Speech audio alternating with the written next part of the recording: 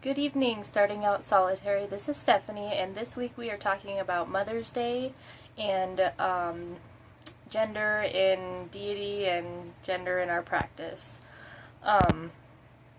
So, happy late Mother's Day to all the mothers out there who are watching this. I myself am not a mother. I am a mother of 3 dogs, 3 cats, a chinchilla, and a betta fish, so in my world,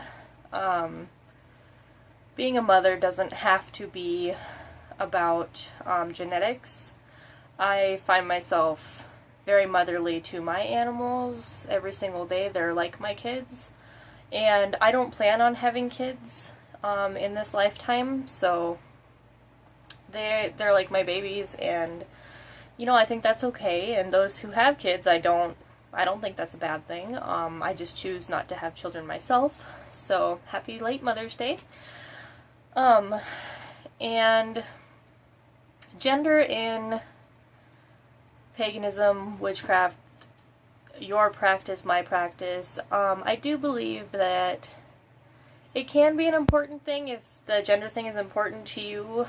I connect more so with feminine work than I do masculine, but that doesn't mean I only work with the feminine. I do work with the masculine as well, and a lot of things are kind of gender neutral.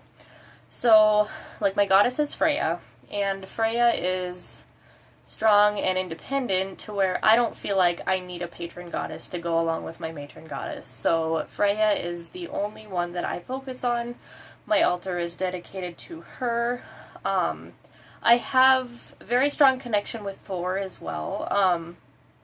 And in the past, I've worked with Cernunnos, I don't know how to say that. And I really have a strong connection with the Green Man as well. So masculine energy isn't, I'm not saying that masculine energy isn't a part of my practice. It very much is so. But I do work more with the feminine aspects of paganism. So, I try to be gender neutral with a lot of things, but I connect more with the feminine energy. Myself being bisexual, I classify myself as bisexual, and I would almost rather be with a girl than a guy. I know that sounds weird because I'm married to my husband, and he's wonderful, but I connect more with the female side of things than I do the male side of things. I would rather look at a woman than a man.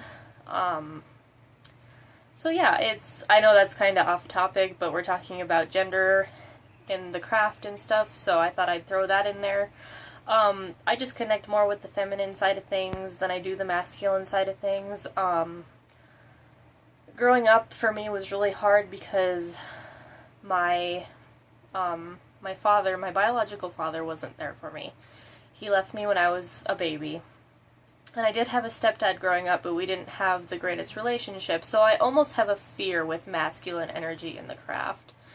Because I feel like I had such bad relationships with both of my dads growing up that if I do have a connection with some kind of masculine deity, it's kind of scary for me.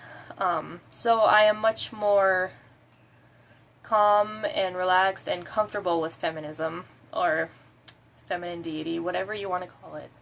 But I do try to incorporate both sides into my practice and stuff, so I didn't really know what to talk about in this video. I don't think that gender is of great importance. I know that some people don't work with gender at all in their practice, and I think that's great, to each their own. So I think gender's kind of important to me because I work more with the feminine aspect of things, but it doesn't have to be important to you if you don't want it to be. And I say, whatever you want to do with your practice, do it. And if you connect more with one or the other, then that's perfectly fine. So, yeah, that was it for this week's topic. I hope you guys are having a good week, and I will see you later. Blessed be.